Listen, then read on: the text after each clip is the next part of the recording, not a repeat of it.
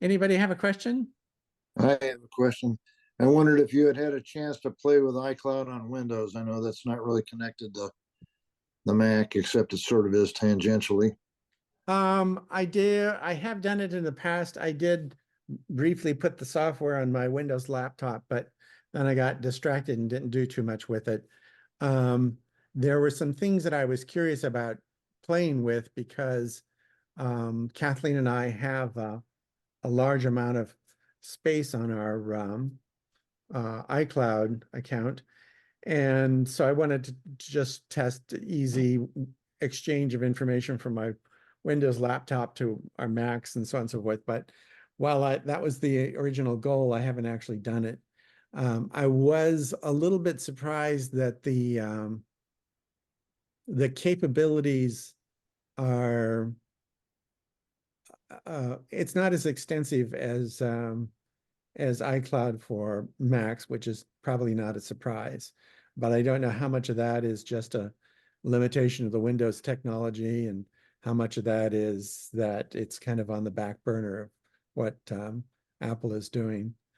But it looked about 3 or 4 generations back from where you are in the Mac world. In terms of the capability, though, I think it's going to be fairly close. Apple went through a massive rebuild of iCloud several years ago when they wanted to make sure that the web experience was as close as possible to what you had using an application. So if you were doing mail on iCloud, it would look and act a lot like mail on your desktop, and the same with pages and numbers and such. But again, I didn't have as much time to play with it as I thought I would. Yes. Kathleen just asked if I was recording, and I think I'm recording. Yes, I'm recording. I have a It little, said that you were. yeah, I have a little thing here that says that I am. Paul, did you have your hand up? I do. I have a couple questions. One question is, we've got a couple of old iPhones, iPhone 6E and 6S, I think, or something. Anyway, and they've got some voice messages and text messages on them that my wife wants to transfer to the computer. How do we do that? Assuming that they can still talk to the cloud, if you turn on iCloud and have it sync. Here's what I found. Oh, yes. Knock it off. If you turn on iCloud on the Mac and tell it to sync messages and notes and all those kinds of things, and you turn that on the phone and just wait a bit, it should sync those things. It gets a little bit tricky because messages in particular on your phone is just messier than messages on your Mac. On your phone, if I send you a message to your email address, if I send it to your iCloud address, to your Gmail address, and to your phone number, that actually is 3 different strings, 3 different clusters. So some of the stuff that's on the phone may not transfer to your Mac if it was sent directly to the phone. So the same things have to be syncing on the Mac as on the phone, but just do it through iCloud. There's really no other easy way to do that than just do it through iCloud. So make sure that that notes and messages and whatever else you care about are synced. For voicemail, believe it or not, isn't on iCloud. It's actually on your phone vendor. So if you get a new phone, whatever's in voicemail is going to be there as long as you don't change the number. But the only way to get that on your Mac is to email it to yourself, which you can do. How? Okay, so How do we do that? I just email. We do that all the time. Yeah. Just email. So that will be on the phone. ought to be on the computer too if we emailed it. Yeah, then we could Yeah. figure out what to do with it. Yeah, Oh, so that was the voicemail. Yeah. understand their voices I want to keep. That's what I Yes. want to be.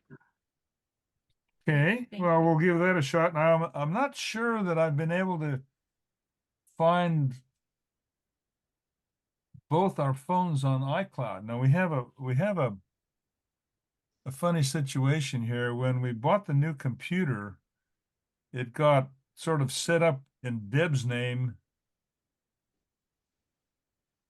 And I think it's got a different ID and everything from the the account that's in my name. So Yeah, I'm not sure. yeah, Yeah. but on a Mac, just go in and create another account for you. That way, when you're using the computer, it's all you. When she's using the computer, it's all her. So you can Well, have, yeah, we've actually got that. We've got two different, I guess we have two different accounts or two different IDs, but yeah. Okay. That's something we can work with, and we'll give that a try and see how it goes. Thank yeah. you. Any other questions? I have a request for help.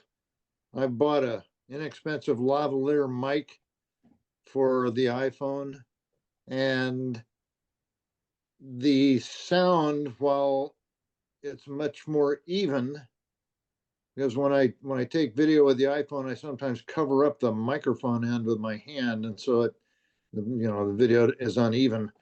The lavalier wireless lavalier mic got around that issue, but it sounds to me sort of like I'm talking with a towel over my head.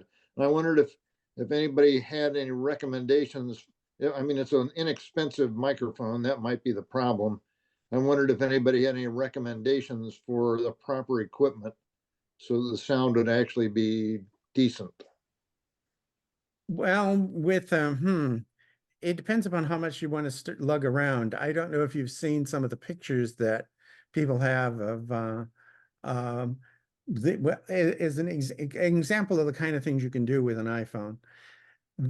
Apple's last keynote address that they had last fall was filmed entirely using iPhones. They didn't use any regular cameras. They just used iPhones.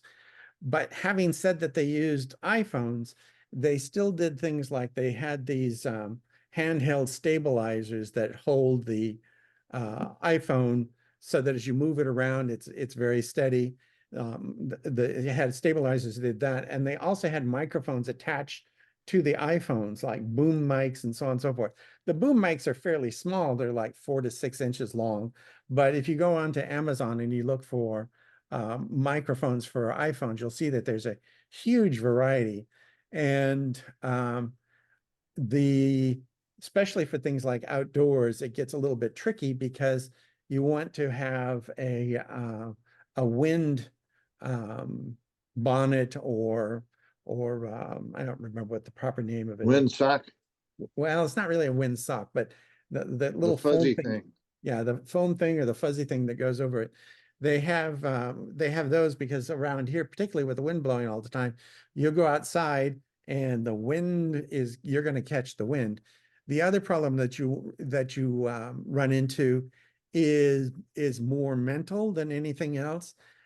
Your brain automatically does really good at noise cancellation. So if I'm talking to you right now and I can hear Kathleen in the background rustling papers as she's reading a book, I can filter that out entirely. Your phone won't. If it can hear it, it'll pick it up and it'll add it.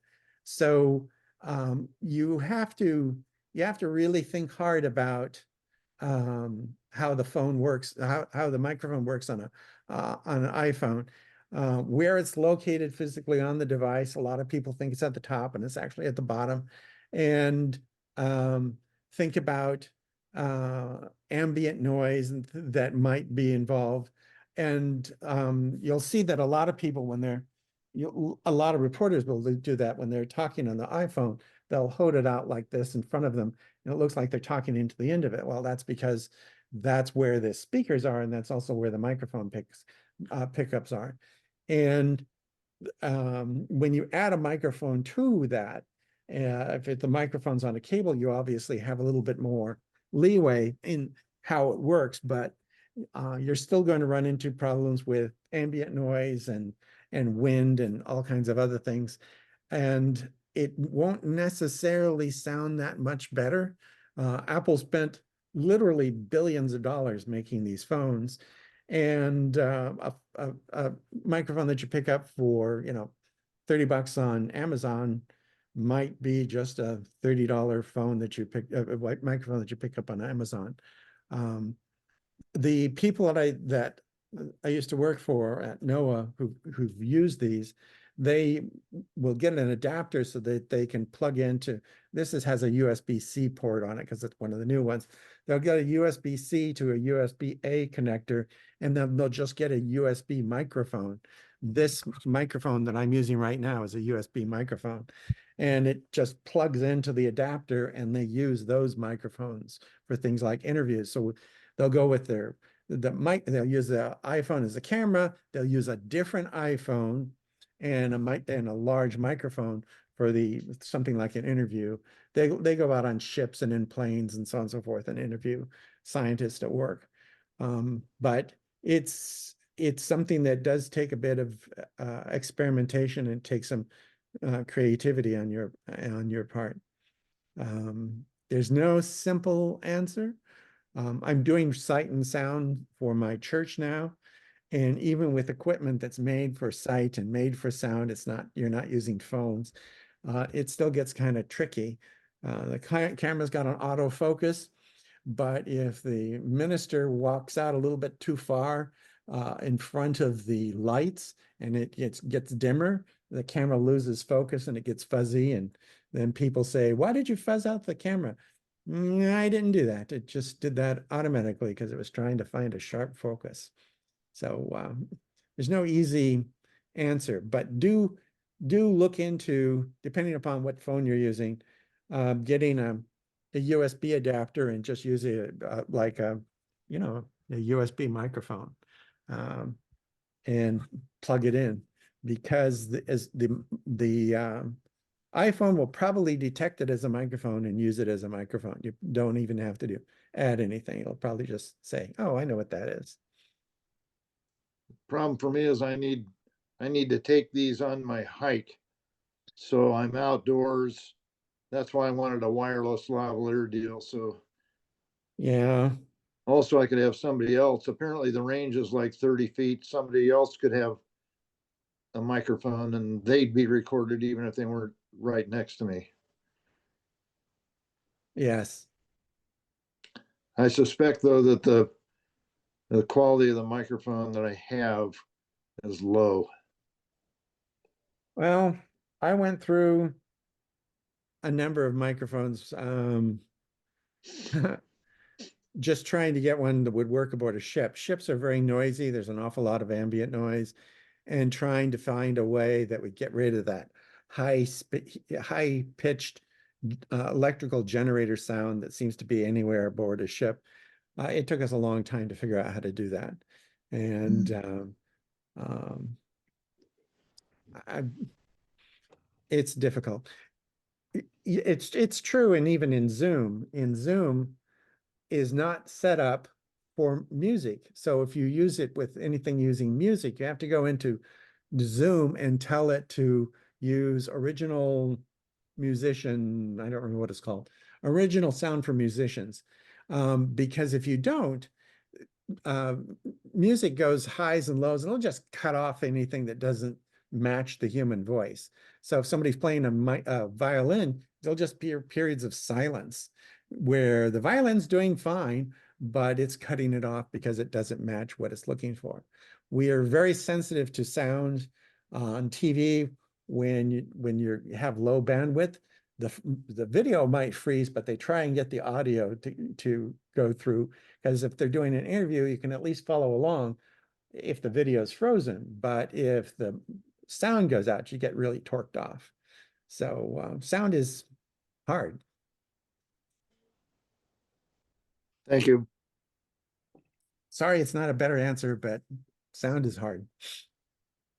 I have a question about my earbuds. Yes.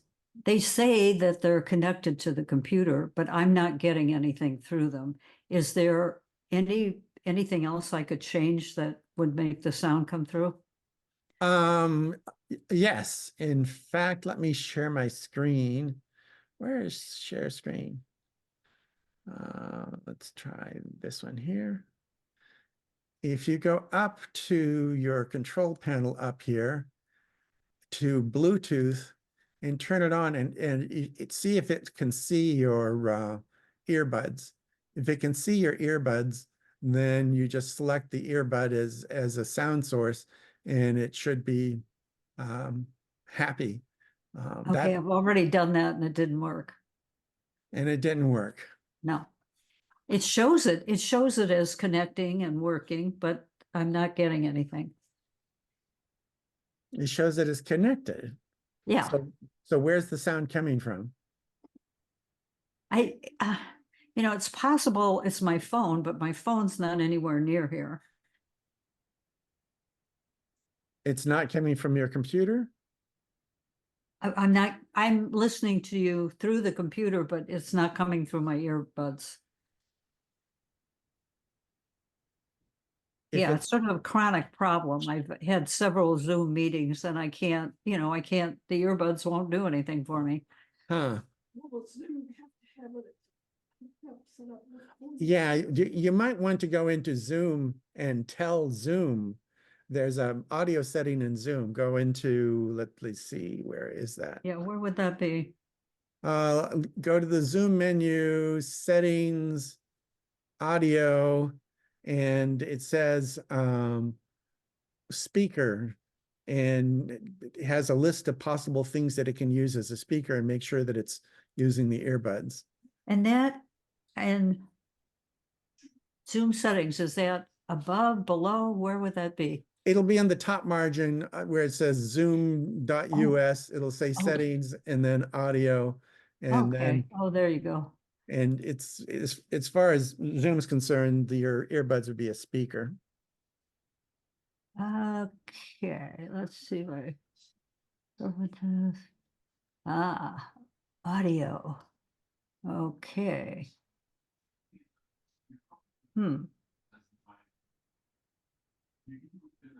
Okay, any other questions? Yeah. Jolie? Jolie had her hand up. Jolie is muted.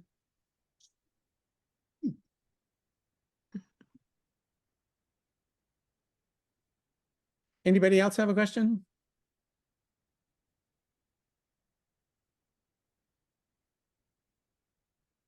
Anybody go out and get an Apple Vision Pro yet?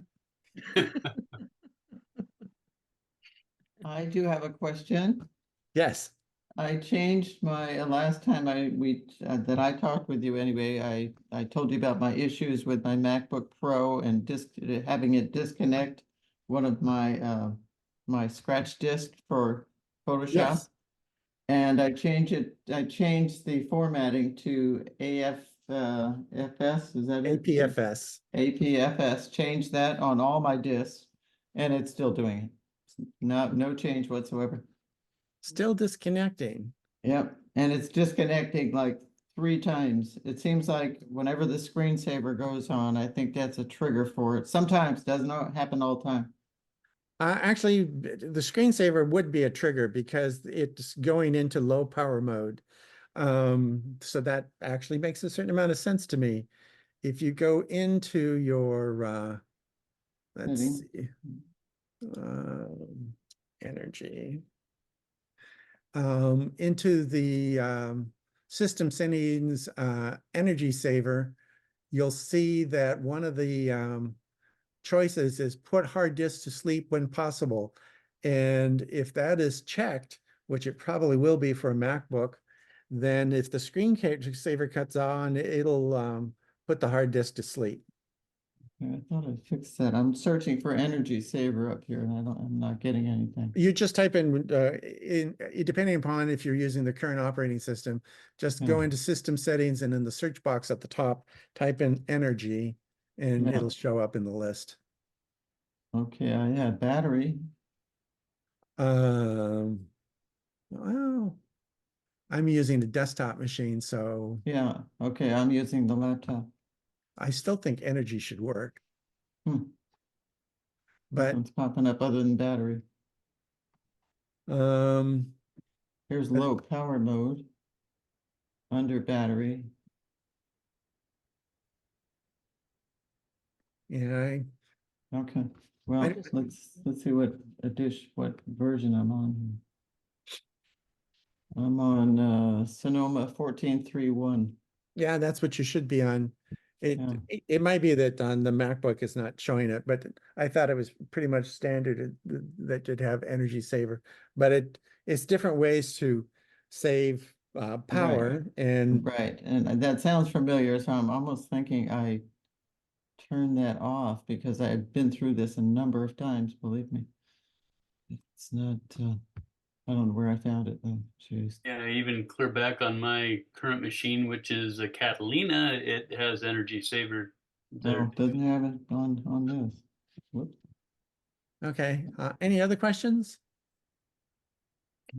Lawrence, Jolie's saying she texted, oh, she just got it. Okay. I saw it, Jolie. Oh, need Thank- sign-in sheet. Believe it or not, Thank I actually had that on my You got it, right, Jolie? Yes, I did. Thank you. Okay. Can you hear me? Can okay. you hear me? Yeah. Yeah. I did want to make a comment about Marcia's problem. And, you know, we just joined the meeting late, so I'm not sure if this potential was considered. But I've noticed that with certain of my Bluetooth devices, if there are some devices that seem to more strongly pair with my device. In other words, there are some auxiliary speakers that pair more strongly than others. So what I have to do is go into my computer settings or whatever device I'm using, trying to connect to the to say her earbuds, and make sure that nothing else is connected. Just forget this device. I think that's what it asks to do. It was just an idea that might help Marcia, who was having trouble getting her earbuds to connect to the Zoom meeting. Make sure that they're the only things that are available to your the device that is channeling the Zoom meeting.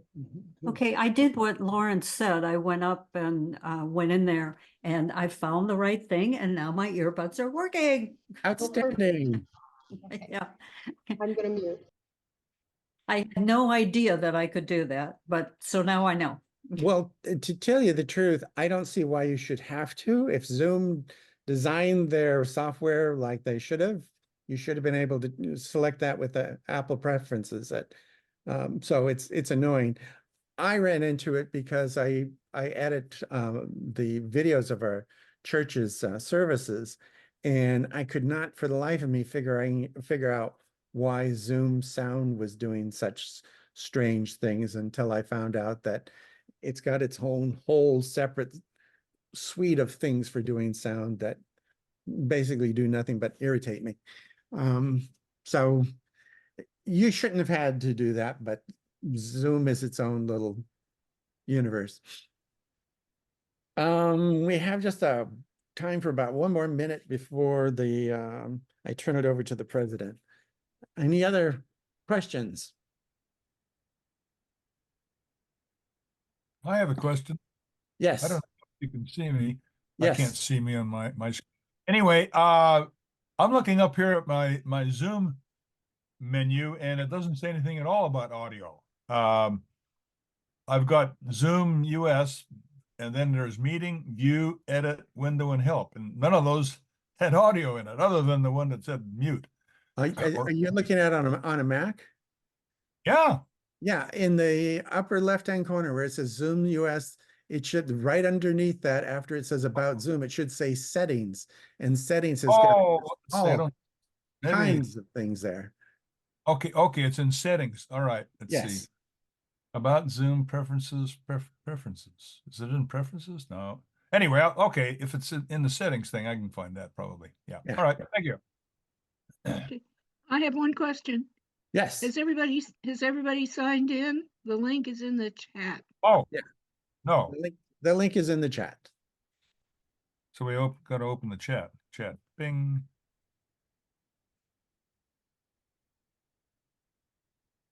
And I'll paste it there again, just to make sure that people can see it.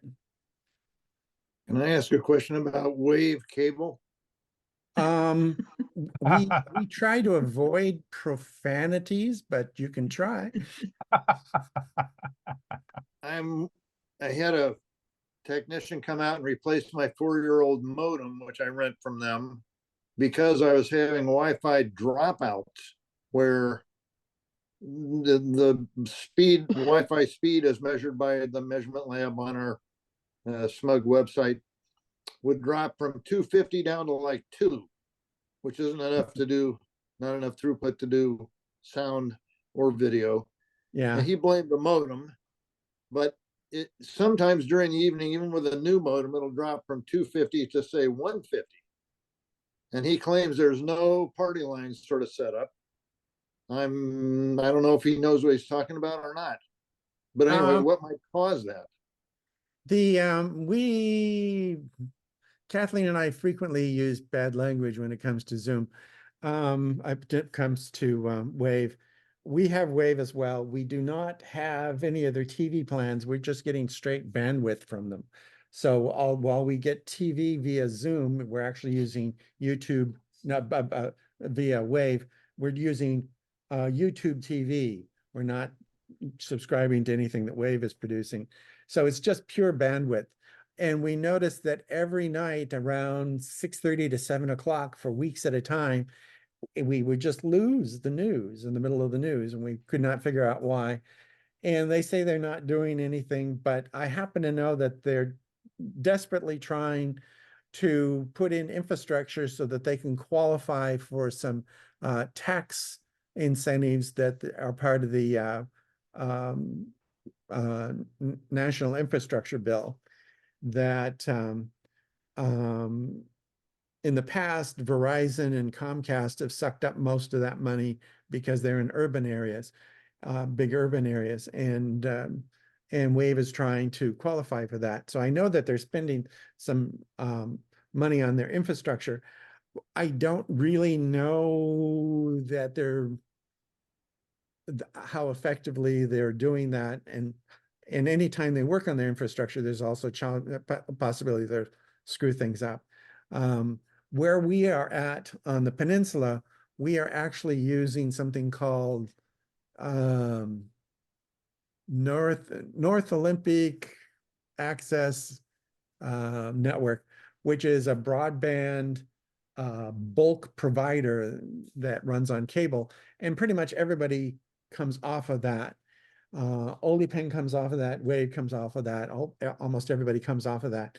And if we have a windstorm and it screws this stuff up, that can slow things down. If anyone's doing work, that can slow things down. I'm not too far from the interchange in Squim where they're working on a roundabout, and I know that they cut the line a couple times in the process of doing that work. So there are a lot of things that could cause that, but I've noticed the same thing.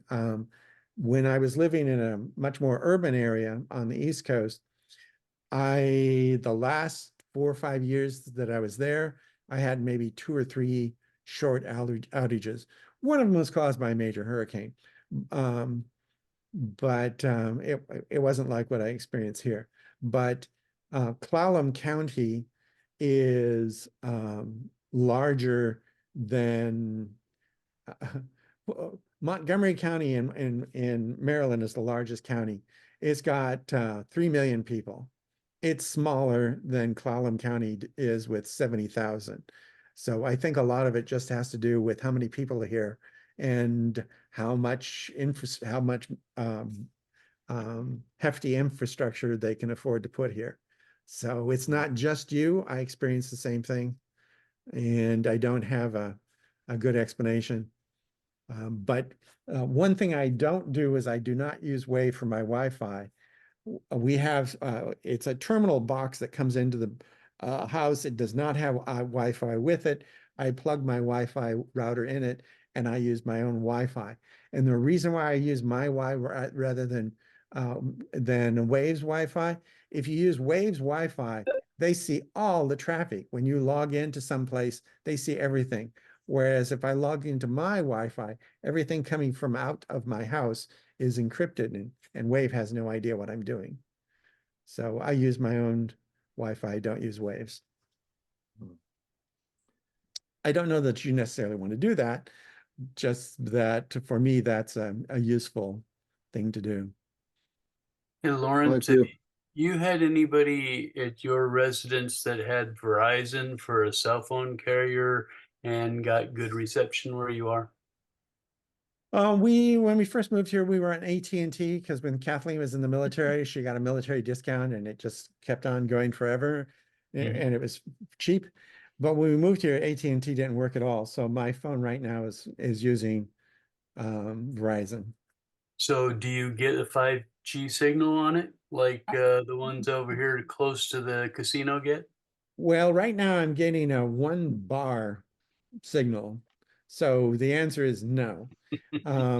And if I didn't have Wi-Fi calling turned on in my router, it probably wouldn't work sometimes, but at least it does work. I can wander around the neighborhood and Kathleen calls me and it does work. But like right now, it's only 1 bar, so it's not great. I switched over from no Nicola system to Verizon, and you know that home package that they sell you, and I'm getting like 300 now. It's awesome. And it's only $45 a month. Is this the box that sticks in your home and then use that for? Yes. Yeah, Not a little tiny one. This is a big one. I mean, it's like 8 by 8 by 8, I would say. yeah, well, considering how much stuff is packed into it, that's still pretty small. No, the signal out here just isn't good enough for that to work. You have to have a strong cell signal for that trick to work. Yep. I have a friend in Florida that it was night and day because where he lives, there's a swamp between him and the city. Well, in Florida, there's a swamp between you and anything, but they weren't going to make the effort to run cable or fiber optic out there. But with the new AT&T, not AT&T, with the new Verizon, he's in good shape. But you have to have a good cell signal for that to work. So anyway. So, Ron, what device did you say you had? It's I just had to unmute. Verizon sends you this box when you sign up. Okay. Then it comes from Verizon, and then it's a Verizon account. Then, if you're already a Verizon user for your cell phone, then it's like $45 a month. If you don't have Verizon as your cell phone provider, then it's an extra $10. It's still a pretty good deal. Oh, okay. Okay. It basically it's a cell-based, digital cell-based router for your home. So it's wireless coming into your home, and you have access to any place the signal reaches in your house. It's a nice deal because there are no cables and whatnot. But if you don't have a good cell signal, it won't do you any good at all. And then they'll offer you this thing too, which I haven't hooked up yet, but it's an extender. Most extenders you look at are tiny and they plug into a plug and that's it. But they offered this extender to me for free. So I said, free sounds good. So I got it and I don't even know if I need it. Yeah.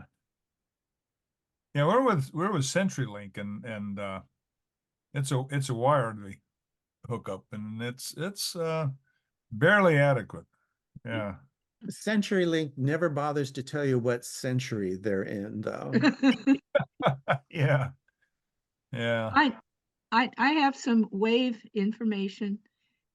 Not sure it's pertinent to anything we're going to discuss this evening. A couple weeks ago in the very early morning, I lost my TV signal. don't ask what time. It's just, it was on and all of a sudden it wasn't there. And I knew I wasn't going to be able to go to sleep until it was back on. And it didn't come back on. It wasn't a momentary event. So I thought, am I going to call Astound and go through the whole rigmarole of nobody else has complained?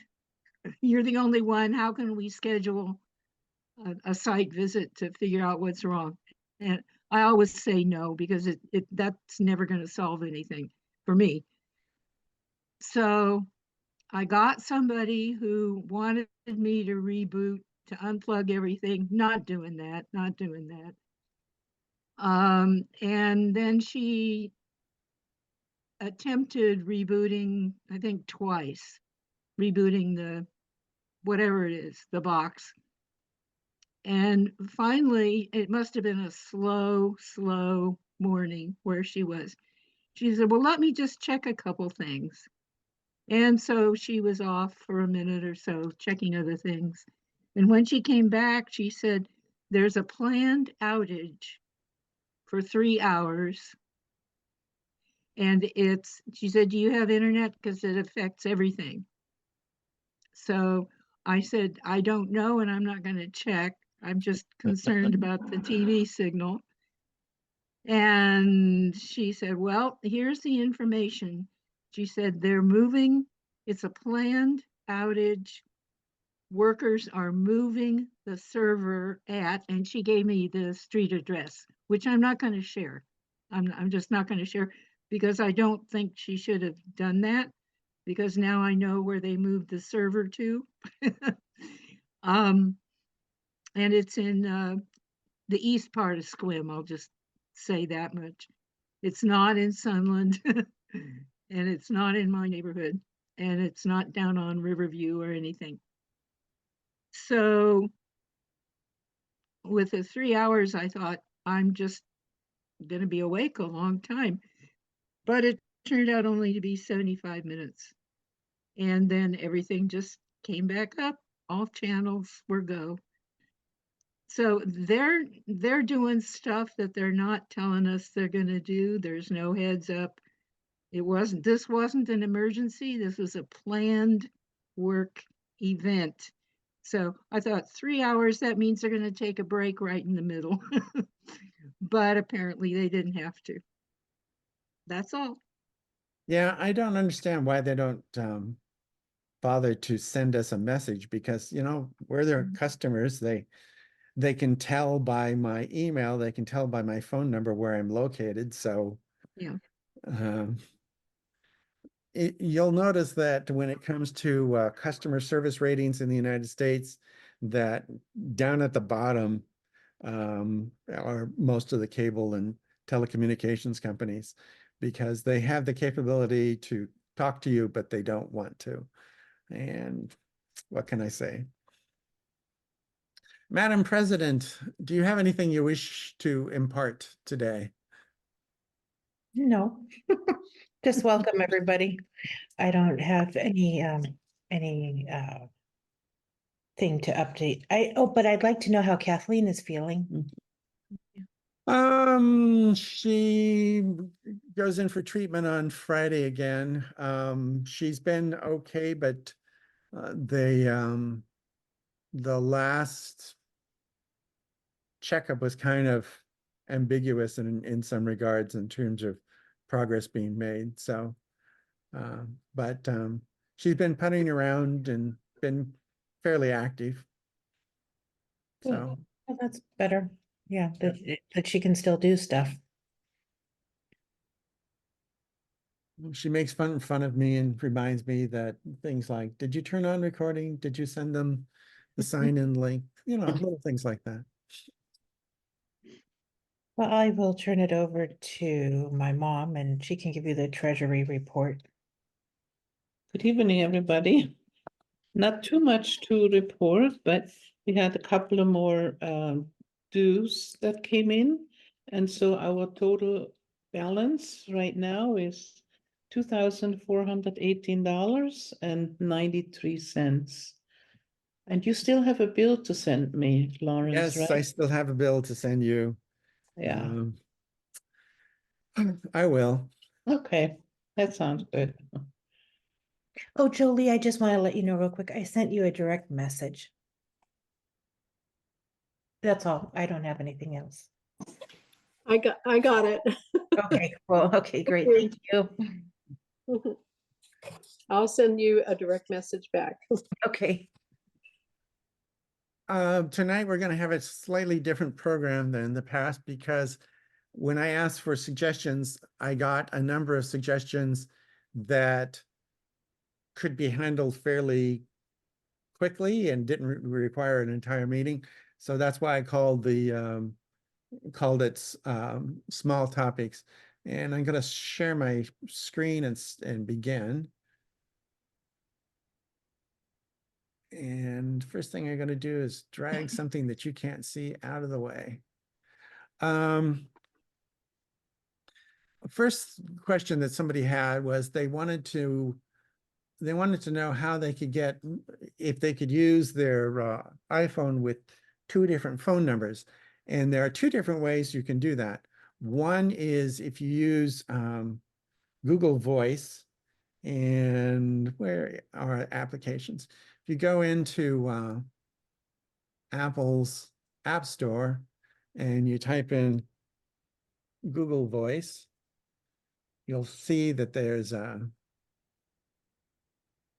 it's not listed. Oh, that's because it knows that I'm using a Mac and Google Voice doesn't work on the Mac. If you go in on your iPhone, it'll bring up Google Voice. Let's try that with a browser.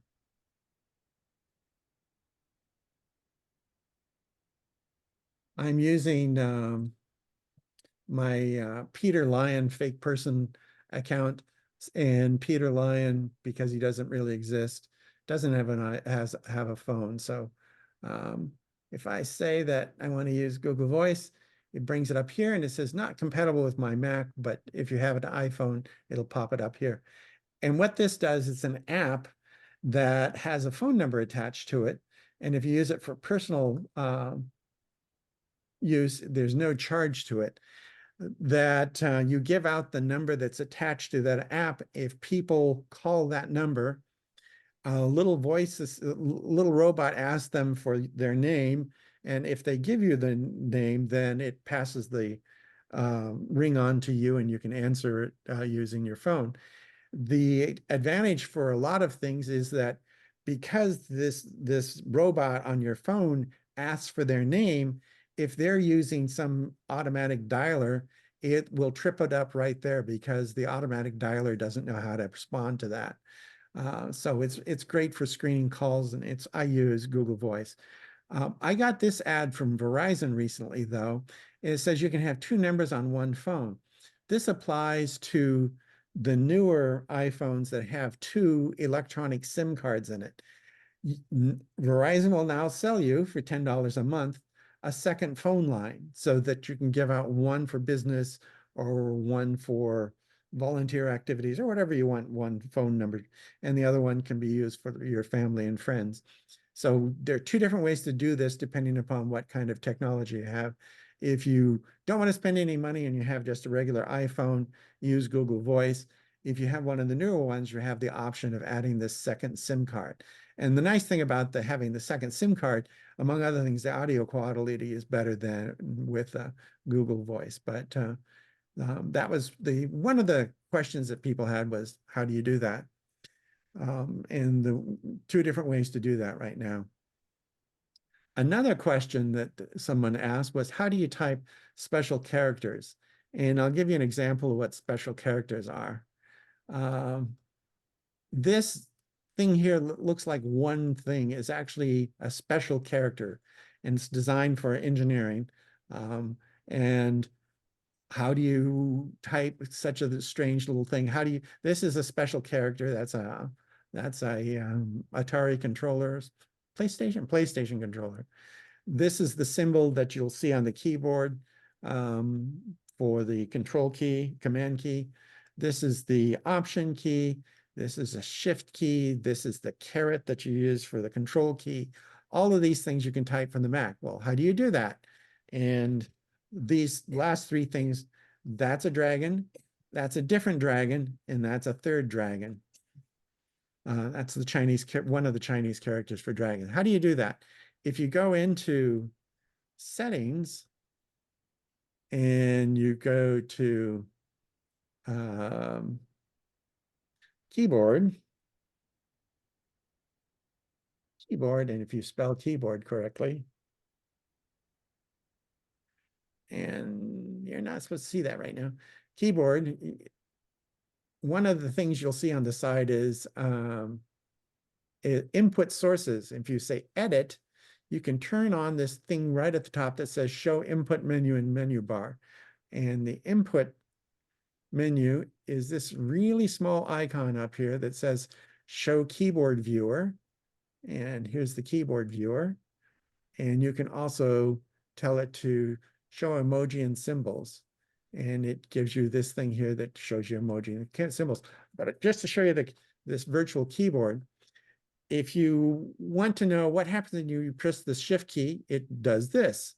And these things up at the top are the function keys on my keyboard. So it's showing you what those function keys do. And so that's with uppercase, that's with lowercase. If you press this command key, you can get slightly different things. You can, if you press the option key and the command key, you can get different things, all kinds of different symbols here. And this is a way to find out where those keys are. And I use this often enough that I happen to know that option Y will give me a yen sign, and option $ gives you a cent sign, option pound gives you a pound sign, a British type pound sign. All of those are things that I've memorized over time. But if you don't know how to do that, this input menu will show you what the keyboard looks like, and you can play with the various options to see how you can generate some other keys. Like, for example, this one here is a shift option K makes an apple type apple. So if you ever want to know how to get an apple type apple, you can do that directly from the keyboard, shift option K. The character view is a little bit different because here you can do things like type in the word sad, and it gives you various emoji that are sad. And so I can click on this and I make a sad emoji, or this is a Chinese character for sad, and all kinds of different things you can do. And this is Arabic, sad, all kinds of different things to do. But you can also do things like, if you want to know what this symbol is, it's the interest. It's from Norwegian map symbol. If you go to Norway and you want to know what an interesting site is, you just look for these symbols, and they'll show you historic monuments and castles and whatnot. I don't think there are too many castles in Norway, but nice peaks and nice valleys, so on and so forth. But that's what this symbol meant originally. It was a Norwegian symbol for interest, and Apple decided that it was a good symbol to use for getting different functions on the keyboard. So if you just type in the word interest, that's what you get. And you can also do all kinds of things like type in dragon, and it gives you, as I just showed you, that's one type of dragon. This is a different type of dragon. This doesn't look like a dragon at all, but this is the Mahjong character for dragon. Mahjong is an ancient Chinese game. So all these kinds of different things you can type. And if you don't know where the keys are, you can just go and tell it to find it. Or you can actually just go through and search through all of the emoji that it has, all the different arrow symbols, different bullets, different currency symbols, different types of Latin characters. There are a lot of linguistic marks that are done with Latin characters, letter-like symbols, including things like centigrade and Fahrenheit, math symbols, lots and lots and lots and lots of math symbols, parentheses, different kinds of parentheses, pictographs, including these are dominoes, these are mahjong tiles. Here we have different kinds of stars, signs of the zodiac, and then all kinds of strange and unusual punctuation, including things like Spanish symbols. There's an upside down question mark. There it is. Yes. Spanish symbols for Spanish punctuation. So just a huge wealth of things that you can type directly from the keyboard. I don't know how many of you have ever tried to do this on a Windows machine, but on a Windows machine, this is pure brutality. That's very difficult to do this. Finally, another way to find out about the special characters that you have is to look at FontBook, which is a piece of software that Apple supplies with your Mac that most people never play with. But you can do things like go and look at web fonts. This is something called WebDings and all the different characters that it has, traditional fonts, fonts that are used in PDFs, modern fonts, fun fonts, fixed width fonts. These are so that every character is the same width. Fonts that are in English, fonts that I use the most, and then all the fonts. And there are just lots and lots and lots of fonts built in to your Mac, and you can explore them using FontBook. Any questions about that? Yes, Yes. yes. How about emojis with gray hair? Oh, yes. That's a good question. So we'll go back here to the emojis, and let's expand it out here so we have some room. If you click on one of these emojis, this is somebody with some kind of hat on it, you can go through and it'll show you different variations in terms of skin tone, or some of them different variations of people with white hair, and different versions of Dracula, all kinds of things. So there are more emojis for faces than you might originally think there are. There are just a huge number of different emoji. And to find out which one is which, just click on it and hesitate, and it'll give you the options. But How do I get those into my iPhone Verizon account? Is there any way to insert them, to select and insert them as choices? well, on the iPhone, it's a little bit hard to reproduce this. So what I'll do is I'll find things that I want to use on the iPhone, and then I'll just send myself a text message with that in it.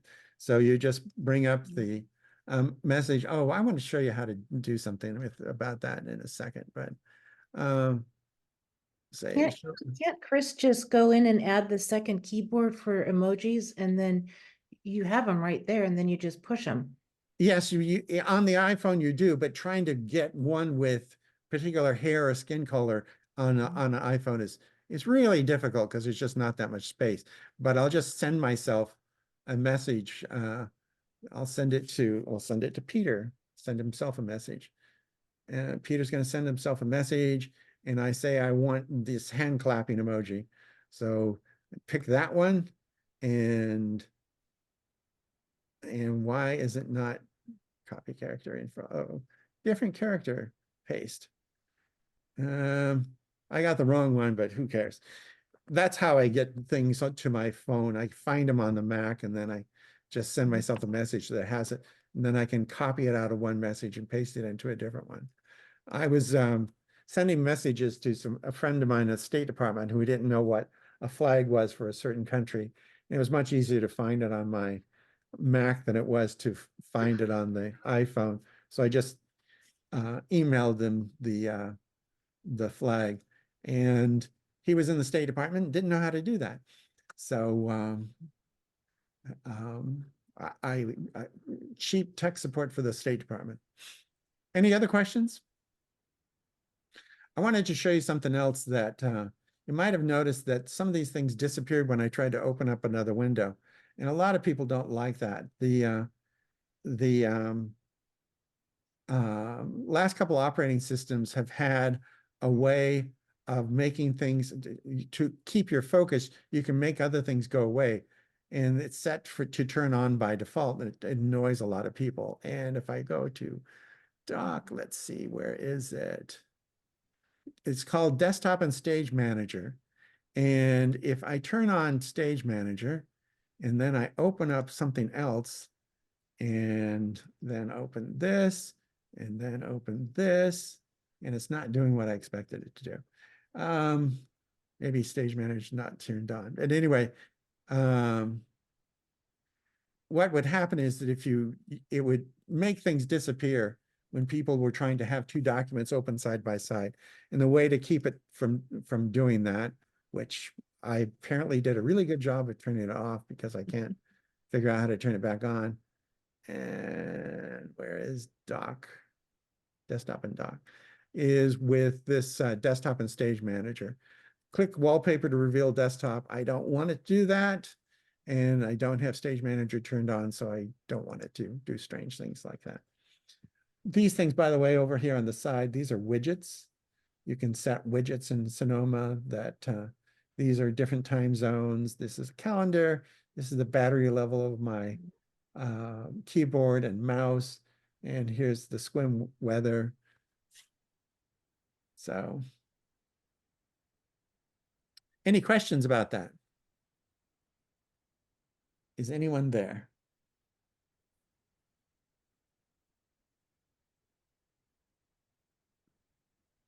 No questions?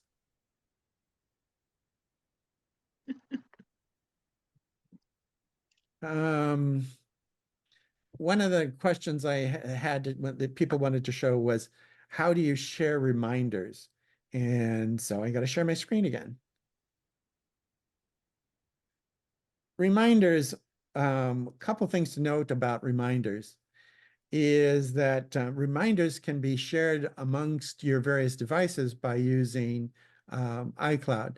So if you open up settings, click on your icon at the top and go into iCloud, it lists all the kinds of things that you can have turn on and off things with iCloud. So right now, messages are shared in iCloud, notes are shared in iCloud, Find My Mac shared in iCloud, contacts, iCloud calendar, reminders, Safari, news, so on and so forth. Lots of different things you can do. And when I say shared, that means that if I create a reminder on my Mac, it'll show up on my phone, it'll show up on my iPad. I don't have to, they're not independent. So if you type a note or a reminder on your iPhone, it'll show up on your desktop and vice versa. And you do that by making sure that you go into iCloud and making sure that everything you want to talk to one another is turned on. So that's one way to share things. But say you want to share it with somebody else, that's slightly different, but not much. So here I have a grocery list, and I'd like to share this grocery list with someone. This little squarish icon with a arrow on it is the share button. If you click on that, you say, okay, who you want to share it with, and we're going to share it with the Strait Mac vice president. It's going to get a copy of the grocery list. So I press send, and it sends it off. And in terms of what this will look like,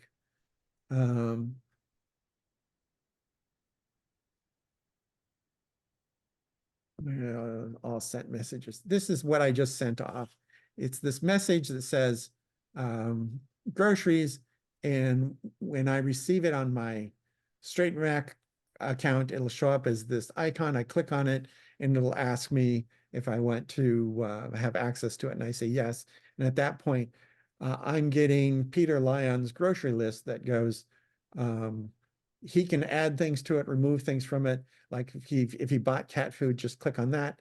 Means it's purchased. It's no longer on the list anymore, and it goes down here into just kind of reserve. And that's a easy way to share notes. Kathleen and I share grocery lists, so I can actually be at QFC, and I think I've got all the groceries, and she's at home and she's added 3 more things, and I find out that I'm not already done.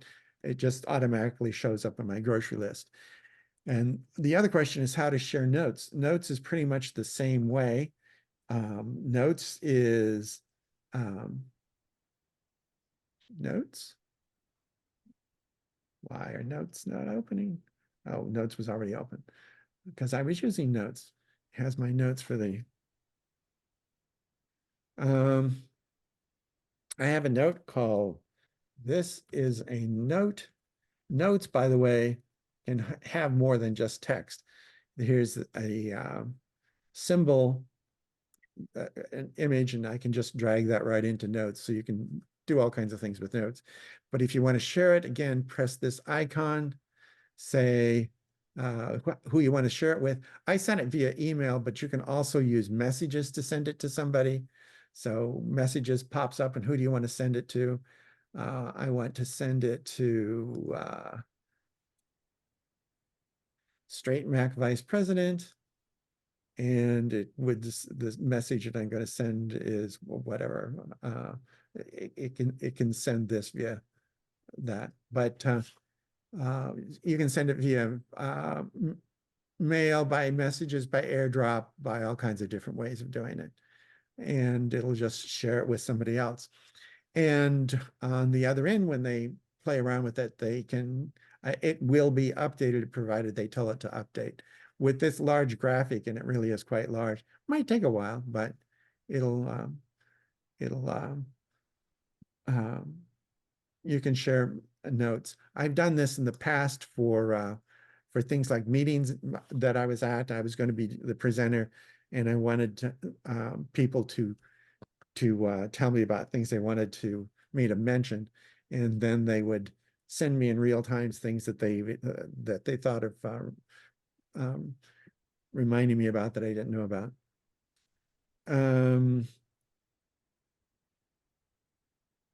Family sharing. One question was about family sharing. If you look up here under iCloud, there are all kinds of things that you can do with iCloud, and you can show more things that you can do with iCloud.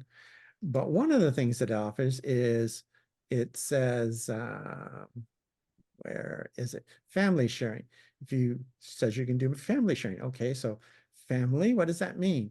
You can add a member of your family just by pressing this button, and you either invite people, so you can invite adults, adult members of your family, or you can invite children, or wherever you want to do. You can invite them, and it just sends them an invitation. Kathleen and I have a family account that we share with our daughter in England. So it makes it's a pool of iCloud space that we share with one another, and we can send notes to each other and shopping lists and all kinds of things using Family Plan. Now, the thing about the Family Plan that you should note is that the Family Plan can cost money. And how do I,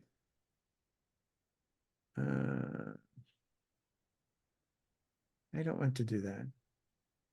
I want to look at what the price structure is. And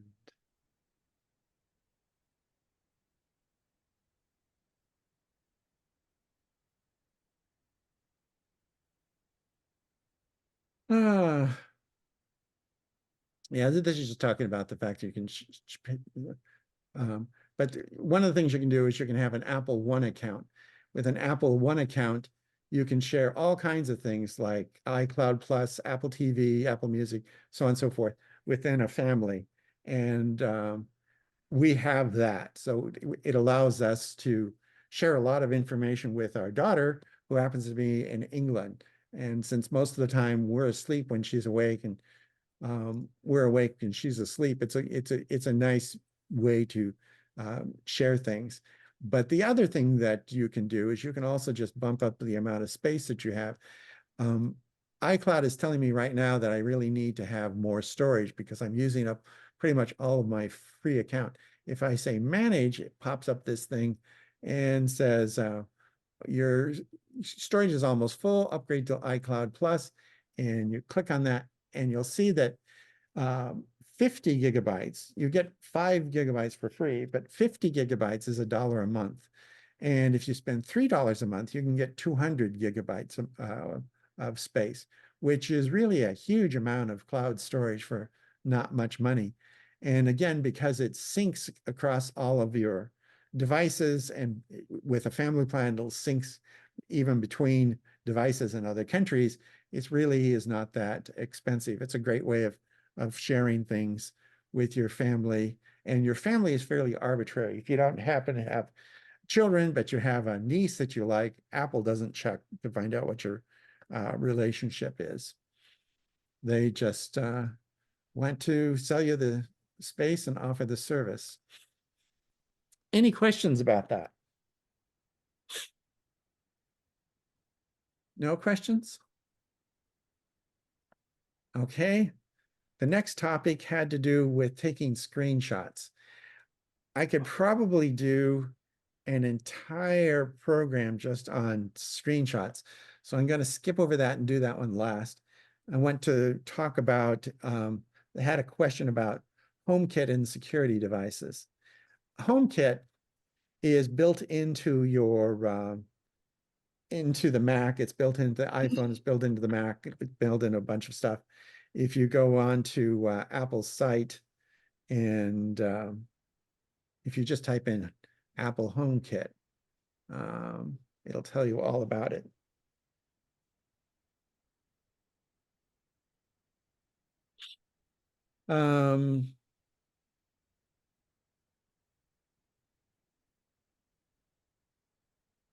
Talks about all the different things that you can stick into Apple HomeKit.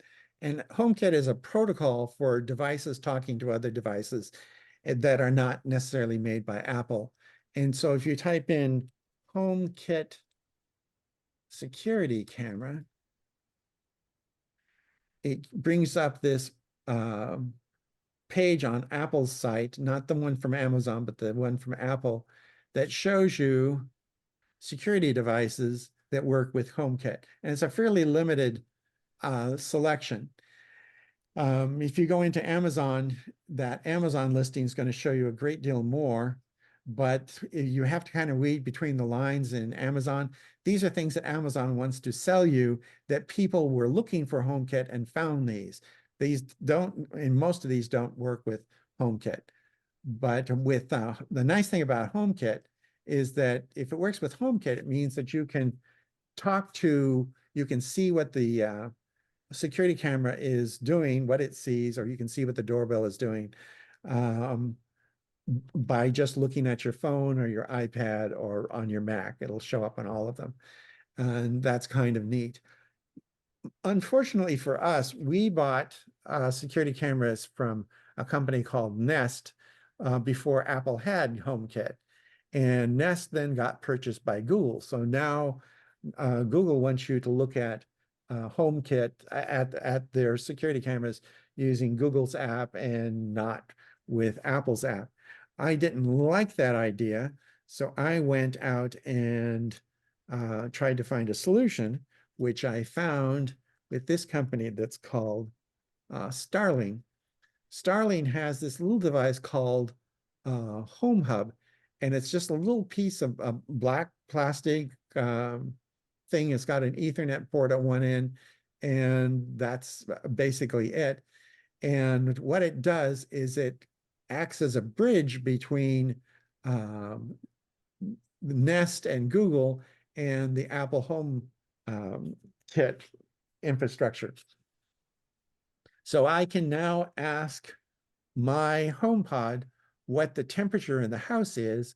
The HomePod talks to the Starling talks to my Nest thermostat. The Nest thermostat reports the temperature back to Nest, that reports it to the Starling, that then has my HomePod tell me what the temperature is. Siri, what is the temperature? It's currently 52 degrees. Okay, Siri told me there's 52, obviously telling me that the temperature outside is 52 degrees. Siri, what is the inside temperature? It's ranging from 70 degrees Fahrenheit to 75 degrees Fahrenheit. Okay, Siri said that the indoor temperature is ranging from 70 degrees Fahrenheit to 75 degrees Fahrenheit. Now, what did it take to get this to work with my phone and with the HomePod and everything? Nothing at all. I plugged this in and it took care of it transparently. So neat little device. It's cost 99 bucks. but it allows me to control my my security cameras and everything using Apple's infrastructure. And one reason why this is an issue is that a lot of the companies that make security cameras and such, let's go back to what Amazon is showing. A lot of these things that Amazon is selling, very small companies come up with security cameras and then they sell them to a bunch of people. A lot of these cameras have terrible, terrible security. And even some of the better ones like Ring, which was purchased by Amazon, has had all kinds of security problems because of problems with it not properly encrypting things or revealing people's passwords and so on and so forth. And I like the Nest because it has a very robust infrastructure. And I just didn't like the fact that it wasn't working with HomeKit. So I bought this little device to act as a bridge between the two of them. So it's a fairly limited selection of cameras that are specifically built with HomeKit in mind. And sorry, but at least the security on them is quite good. One thing to note is that I would never get no matter who makes it, I would not get a computer enabled door lock unless you are disabled in some way. Computer enabled door locks, there are just too many ways to get around them. So doorbell camera, fine. Security camera, fine. But I'd probably draw the line and not get a door lock. Another question that somebody had was about they wanted to manage passwords. And I'm going to show you the hard way to manage passwords. And then I will show you an easier way. Traditionally, if you wanted to manage passwords, the only thing built into your Mac was something called keychain access. Keychain access. And here's the problem with keychain access. You want to get a login information, and it gives you this really difficult list of things to use, and it's not really clear to most people what any of this stuff means. And this was a traditional way of managing credentialing on the Mac, and it's still on the Mac. But Apple in the newest operating system has something cooler. If you go into settings, type in passwords, and you will come to this section. It says passwords are locked. So enter your password. And this does not mean your iCloud password. This means the password on whatever device you're using. And because Peter's a made-up person, he doesn't have that many things that he has passwords on. But here's a list of things that his Mac has recorded passwords for. And up at the top, it even has security recommendations. If I click on this, it'll say that my WebTrek password is, it's the same password a lot of other people use, and it's too easily to break. So suggest that I change that. And then my password that Peter has on the Strait Mac user group site is also too easy, and suggests I need to make something more complex. But these are the other ones that I have. And you can click on it and it says, what is your username? What is the password? It's blanked out until you give it permission to show it, and anything else that you've done, like set up verification codes and so on and so forth. Your Mac is keeping track of this now automatically. Now, there's a limitation on what this is using, and that is the password function that's built into Sonoma only works if you're using Apple software. So if you have a password that Apple Mail is using, it'll record that. If you entered a password on a website with Safari, it'll record that. If you entered a password on a website with Google Chrome, it won't keep track of that. So there are some limitations on what this does. Another thing to note is that Safari itself is also keeping track of passwords in the latest versions of Safari. If you go into settings and you go to passwords, you will see that it keeps track of passwords too. But again, it's only things that Safari itself has used. Someday, we should have a presentation on 1Password, which is the password manager I use for all of my passwords. I have probably a couple thousand passwords at this point. But that would take an entire meeting. I did have someone volunteer to do that last year, but then they got involved in the local theater and I haven't heard from them recently. But 1Password is a much more robust, very user-friendly way of keeping track of passwords. And now I'm going to go back to the one that I said was difficult, which is screenshots. They want to know how you take and annotate screenshots.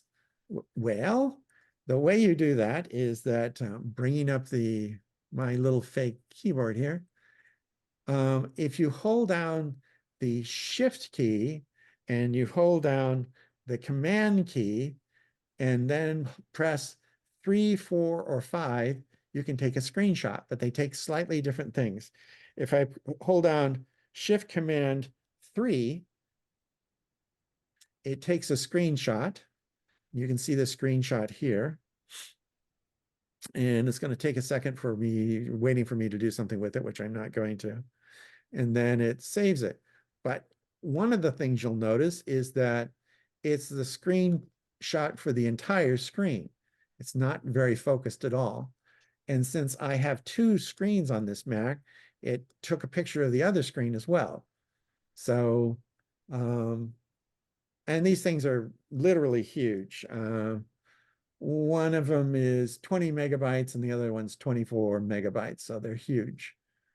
Most of the time when you want to take a screenshot, you don't really want to take a picture of the entire screen.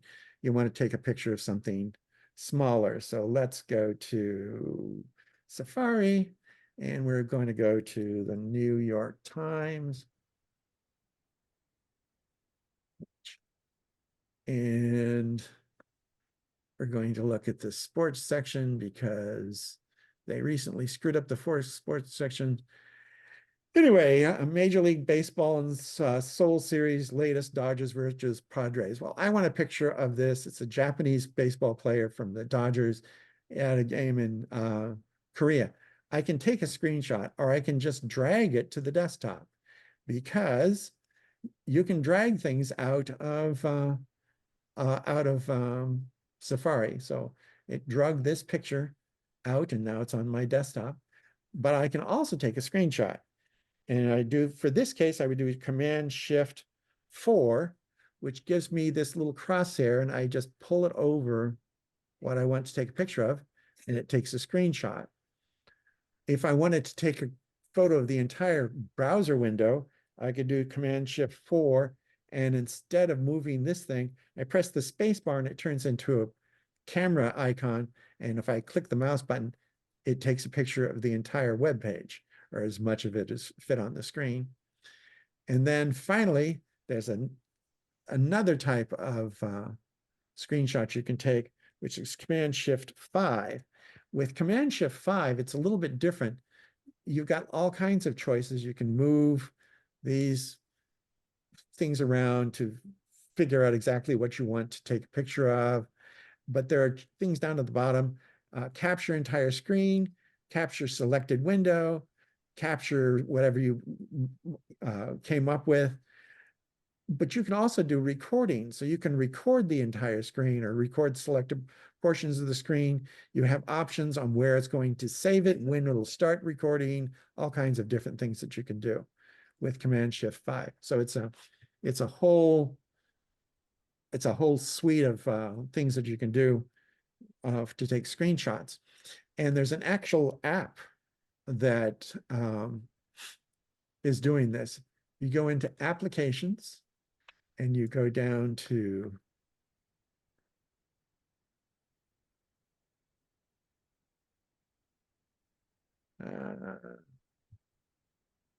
oh, is it up here?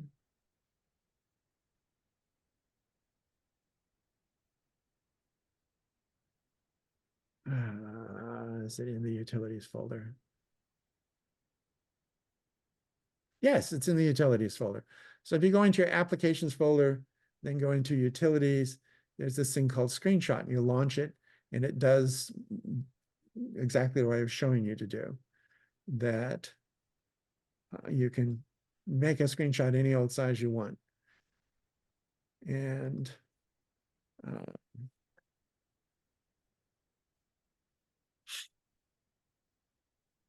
And yet there's still yet another way of taking a screenshot, and that is to open up preview, say cancel, move this menu out of the way so I can reach what I want, say file, take screenshot from selection, and drag crosshairs over what you want to take a screenshot, let go, it takes a screenshot. So you can do that from preview and allow you to save it in different types of formats and all kinds of things. So several different ways to take screenshots. Once you have a screenshot, you might want to annotate it. So let's pick something that we can annotate. We're going to take this photograph here. And we want to annotate it. And there are tools for annotating. So you can do things like you can adjust the size and color and so on and so forth. But we're going to try and remove the background. And it's not going to let us. It says the file is of a type that does not support editing. So we're going to say undo. What happened is when I pulled this off the website saved it in a form called WebP. And if you want to remove the background, it really wants to be a PNG. So one of the things I can do is I can, since we're in preview, we can say export, and I can say I want it to be exported as a PNG, and we export it as a PNG, go find it, and come back here. I can say remove background and remove the background. So now I have just a photograph. And once we have that, there are all kinds of other things you can do. You can adjust the color, which I don't care about, or the size, or you can come down here to where it says annotate, and you can have things like write text.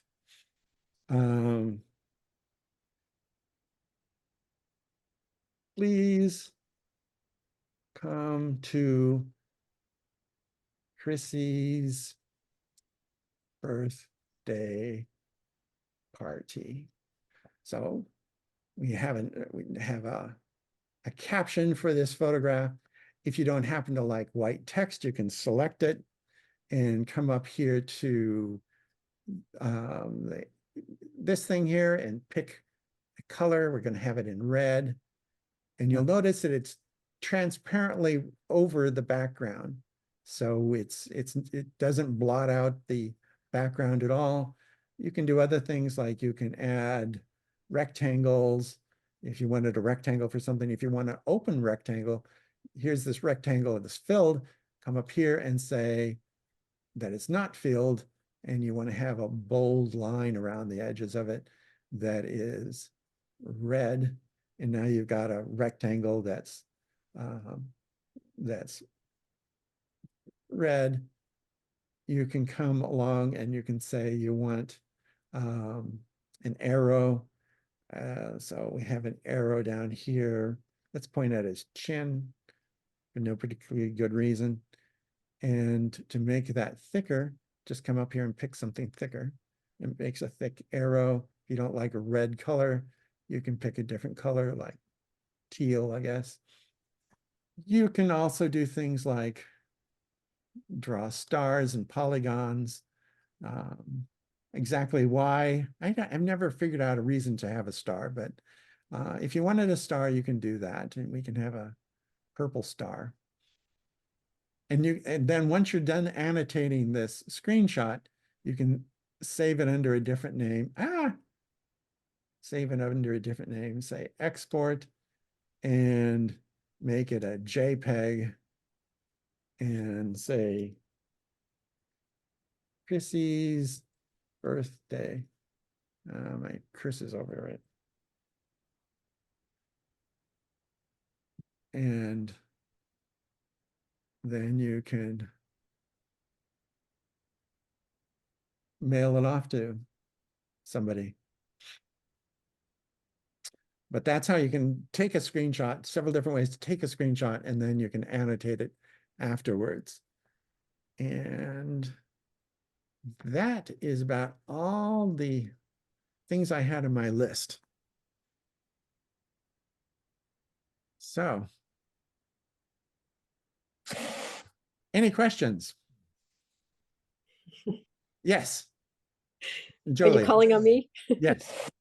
I don't have a question. I just have an idea. When someone earlier was asking about how to create like a little emoji with gray hair, you know, looking, there is a feature on my phone. I think I have do you know what version my phone is? Is it a 14? I don't even know my own phone version. Anyway, when I go to send a chat, there's a little plus sign right next to the chat box, the chat, you know, where you start typing your chat. And if you click on that little plus sign, it gives you access to a camera and some other things. And one of the things that it gives you access to, if you scroll down, is it says emojis, memojis. Memojis are a little bit different. Memojis are ones that you can create based upon Right. other things.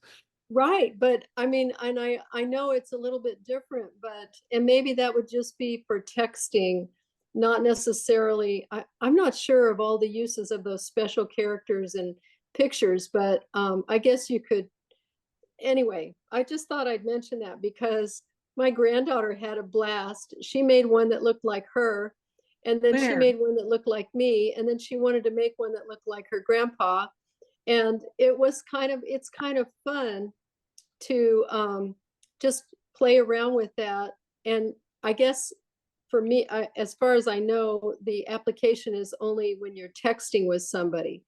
But you can even you can make a little video with it, and you can give a voice message or something. And the memoji moves around depending on what you're doing, because it's actually responding to, like, if I wink, it winks, if I smile or whatever. It's just kind of fun. That's all.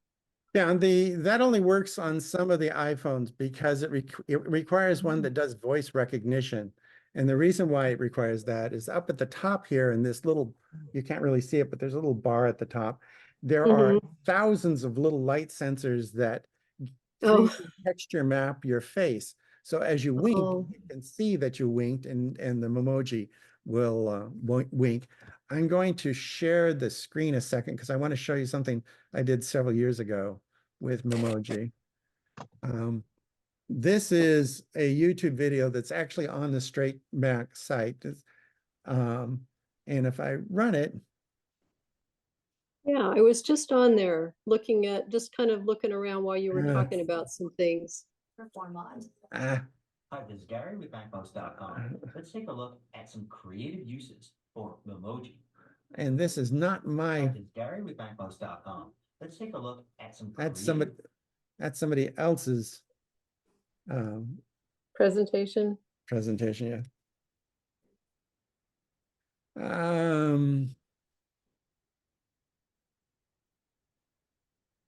I looked under articles or even the blog.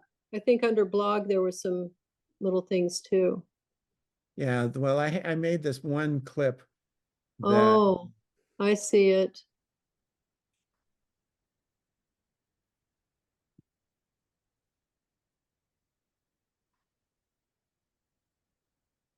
and one of the more interesting methods is to use an emoji, which requires an iPhone that supports Face ID. Face ID is available. Anyway, the video is just me going through several memojis to deliver a presentation on how I made the movie. Oh, but fun. that's how he did it. I also have done things like this for my granddaughter who lives in England. She thinks her grandfather's very strange, but she does like the emojis. Strange is good. But anyway, right now it only works with an iPhone because it's the only device out there that can map your face. I see. It's there's an awful lot of technology that went into that. I bet. Yeah. Well, thank you. And I appreciate all of the various questions that you were addressing this evening. So thank you. Just wanted to say that. Well, thank you. Any other questions or comments? Very nice, Joy. I'm sorry? I heard somebody say something, but I didn't hear what it was. That was George. He was just saying this was a very nice presentation. He's kind of away from my little, if Oh, that's okay. who you think it was. Okay. This does leave the question though, what are we going to do next month? Suggestions?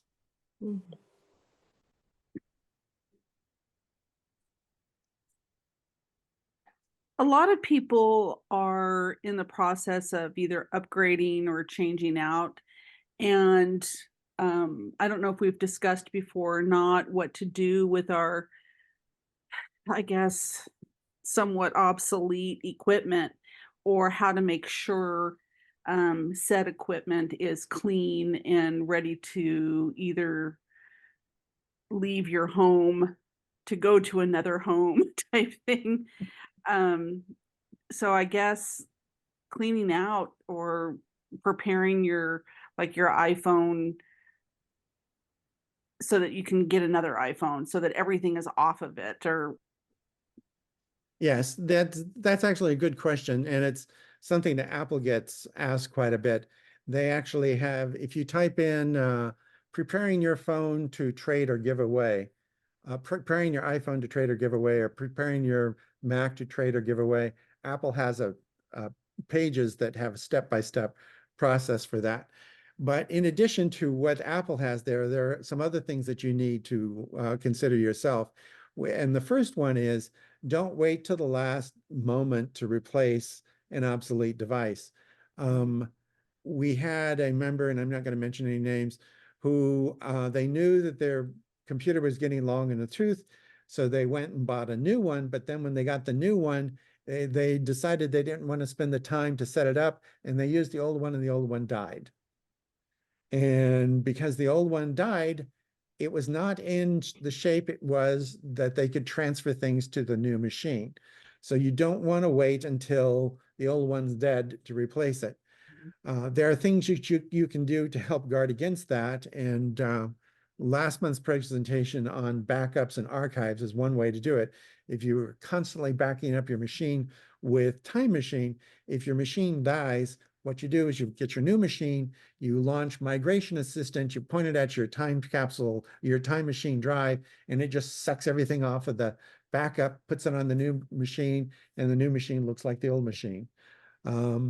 So that's a way of doing it, but it's best that you not wait until the last moment. But Apple has step-by-step instructions on how to do that for your iPhone, for your iPad, for your Mac. That's part one, how to get stuff off the machine. But again, you want to make sure that you transfer everything first. The second question is, after you've removed everything from the machine, what do you do with the machine? We have on the Strait Mac site right now several devices that are being given away. And I'll just bring up the Strait Mac site so I show you what I'm talking about.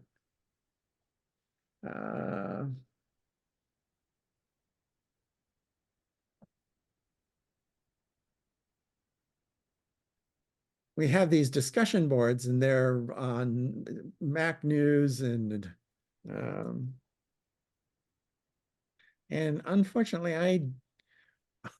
I'm not using my regular account, so I can't get in here. Oh, maybe I can. Yes, I can. This discussion board is closed off from the public because I don't want to spend all of my time dealing with spam from people. But the discussion board is several different topics: smug news, Mac, iPad, iPhone, privacy, security, in the news, anything you want to post something in any of these, either asking a question or answering a question, you can. But down at the bottom, it says buy, sell, or give away.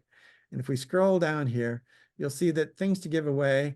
I have an Apple TV to give away, Apple low profile wireless keyboard, dual drive USB 2.0 enclosure, dual drive USB drive dock, and also a 27-inch iMac to give away.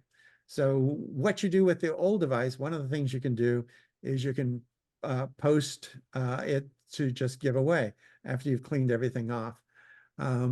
The other thing that if it's too old to give away, the most important thing about an old Mac is to make sure that the hard drive is wiped. And Apple has instructions on that thing about how to prepare your Mac to give away. It has instructions on how to delete everything off of your Mac. But if it's a really old Mac, like you have a 2014, 2015 MacBook that you want to wipe, the current instructions won't completely delete everything off of it. The current technology they have with the newer machines, everything on your machine is encrypted. So to trash everything before giving it to a new person is fairly easy. It just takes away the encryption key and everything turns into garbage, and you erase the machine and everything's gone. With the older machines, though, trying to get rid of everything on them can be difficult, especially if the old machine dies. Had someone who had a 2011 MacBook and it died. And because it died, you can't get in and electronically erase it. Well, if you just throw it away, somebody can open it up and read what's on the hard drive. How do you prevent that? You take a hammer and you just pound it flat. You just brutally pound the hard drive flat. They're quite robust and heavily made, but if you hit it long enough with a hammer, they will die. With an iPhone, the iPhones are also fairly tough, but they don't really have a hard drive in there. It's also a solid state electronics, so it's actually in some respects easier to destroy the data. But the sequence is buy your new machine, transfer all your data, go to Apple's website and look for how to trade or give away, how to prepare your iPhone or Mac, different set of instructions for iPhones and Mac to trade or give away. And it just goes through step by step by step on what you have to do. But keep in mind that if it's a really old Mac, you're probably going to have to take out the hard drive. Because until Apple introduced the security chips, which was around 2016, 2017, they just didn't have that way of having everything encrypted, which means that stuff can be recovered from hard drives. I don't know if that was in the least bit helpful, but my primary goal there is to make sure that you don't wait until the last minute to replace your machine. Another thing you can do if you want to ease into a new machine is you can get a MacBook or Mac Mini, and you can actually use your old 27-inch screen as the screen for it. I've been reading online about how to do that, so you don't have to buy a screen too. So you can pay your $700 or whatever for the Mac Mini and get away with your regular monitor for a while until you can invest in a second one or a separate one. Yeah, the Mac Mini, to give you an idea of what we're talking about. A Mac Mini, this is a stack of 4 DVDs.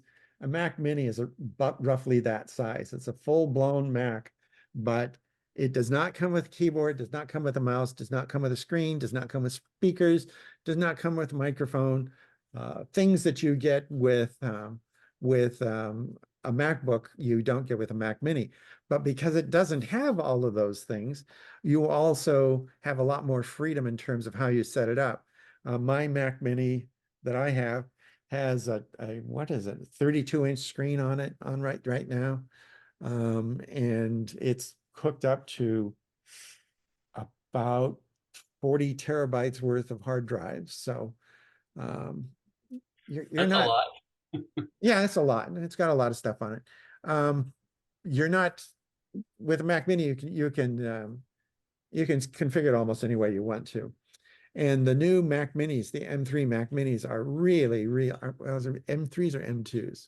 Maybe they only have M2s, but anyway, they're blindingly fast. None of the older pre-Apple Silicon machines, none of them are as fast as the Apple Silicon Mac Mini. It's a blazing fast machine, and it's the least expensive Mac out there. A lot of people say that I have very little room, so I want to get a laptop. A Mac Mini, complete with screen and keyboard, takes about the same space as a laptop, and it costs less. So I'm a big fan. big fan of the Mac Mini. Any other ideas for what we should talk about? Can we just send you ideas in the mail?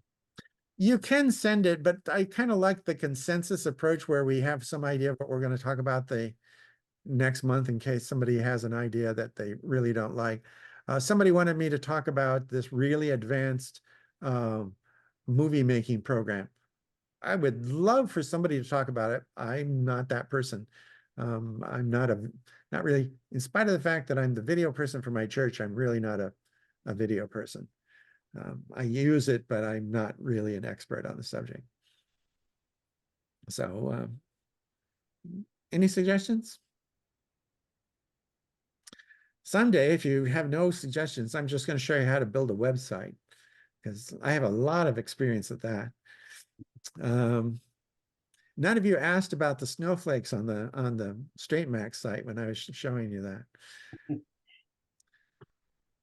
I noticed it and I was wondering about it, but yeah, I suppose maybe it just was You infected. told us about that last time. Yeah, since it is almost spring, I suppose I can go turn the snow off, but it appealed to my sense of humor. Also, I've gotten a lot of questions from other people. How do you have it snowing on your website?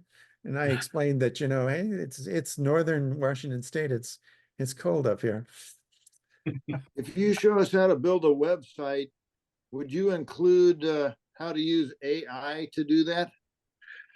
Probably not, because all of the ways that you use AI to build websites, they tend to make really bad websites. One of the first uses of AI was to build websites, and to this day, they do a really bad job. The thing I like to remind people of, Google is blind. When you go into Google and say, I want a picture of a B-17, and it comes up with a picture of B-17, it's a B-17 because some human had a picture of a B-17 and wrote a caption that said, this is a B-17. That's how Google knows it's a B-17. But if it's a picture of this guy named Fred who flew on a B-17, and Fred used to fly in a B-17, you're going to see Fred's picture there too, because it has B-17 along with a picture, and it just assumes that Fred is a B-17 because the caption said something about B-17. And that's the problem that Google has. It can't see, it can't hear. So does it know the difference between Esperanto and Spanish? Nope. Some human had to tell them the differences. And when it comes to having AI build a website, it's something that's blind and deaf and dumb trying to build a website. And the results are usually quite poor. They've been building websites with AI now for about 20 years, and they're all fairly terrible. There are things that AI is good for, but most of the stuff that's currently being hyped about AI on the news, they're really not very good for that at all. Unfortunately, I have a lot of experience with AI. Would that be a topic? I'm sorry? Would that be a topic? Just not that we're going to do it, but it is an interesting topic, and I, for one, don't know very much about it, and I don't know. I'd have to probably doesn't matter. Yeah. Yeah, I'd have to think about it, because I like to do demonstrations rather than just Yeah, yeah. repository lumps. So I'd have to think of something that I could that's visual. But I'll consider that. That's probably not a bad idea. It's not going to leave the news anytime soon, so might as well talk about it. Is building a website something you can do in one meeting? Yes. Okay, I'm for it. Okay. And again, as he suggested, you can also just send me suggestions. The trick with picking a meeting topic is that I want it to be something that basically fits into an hour. It can be longer, but it shouldn't be too much shorter. And like today, I had a whole bunch of interesting topics, but they were all fairly short, with the exception of screen capture. And I really could have a whole meeting just on how to take screenshots and how to annotate things, because I did that a lot. I worked for a science agency and somebody gave me, the result of their science experiment, and I have to figure out how to make it visual.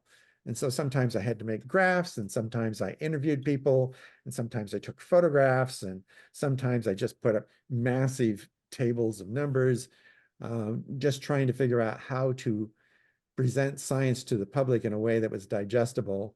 There was a lot of use of screenshots and annotations and such to do that. So I could bore you with screenshots and annotations for a long time. But if we talked about websites, I could do it there too.